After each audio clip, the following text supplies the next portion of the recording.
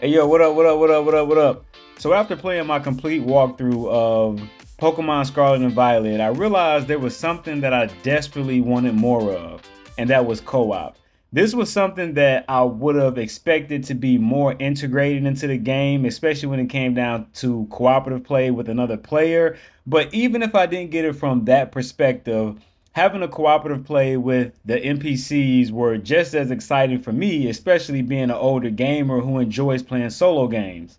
Now, before I even get into speaking about the cooperative play with another actual player, I want to speak about the cooperative play with the NPCs. This was one that really was a highlight, especially when it came down to Ground Zero, because not only did you get to fight side by side with one of your friends against whether single opponents or double opponents, but you also got to walk around with them like they were actually present during your moments of exploring. So, this was something that I think should have been brought out or at least made an option throughout the entire game, right? Whether you actually had an actual player there or you could have partnered up with the NPC and went out on your journey. It's just something about having people accompany you while you're exploring wide open areas. Now, don't get me wrong, I'm a solo artist and I have no issue going out and exploring any type of open world or large sandbox areas by myself. But after watching Pokemon Horizon, which I didn't even know was out or, focused on the Paldea region pertaining to the game in which we're actually playing,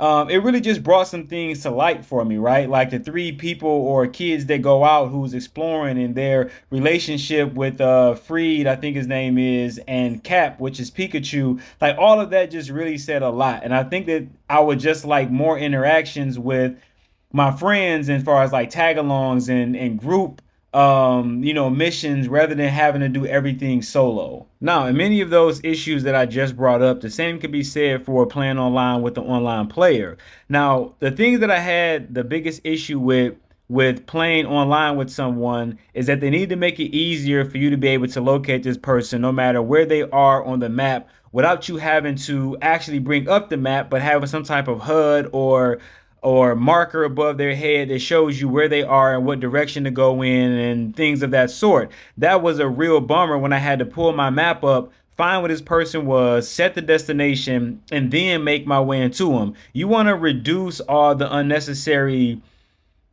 stress that's in the game and make it as easy and simplified as possible. I realize they've changed a lot of features coming from Pokemon Sword and Shield over to Pokemon Scarlet and Violet to just make things more convenient. And I think this is one area that they should work on as well. And in addition to that, one other thing that they should do is that if somebody goes into a battle, you should be able to double team or tag team that Pokemon to do a dual battle, whether it's a single Pokemon or whether you're actually doing two on twos, just to get that full immersive cooperative play and experience. And lastly, the thing that I'm really hoping that they bring to A to Z is to integrate the online co-op into the story mode. That one right there will really be a high seller for me. That will make the game even more interesting. So when I'm going into do a story mode or some type of battle, the person is there whether they're cheering me on, they're a spectator, or they're side by side with me engaging in whatever the quest may be. Now I get it. When it comes down to gym leaders and things of that sort, you have to do those one by one. I don't believe that there's ever been like a partner that you can go in with,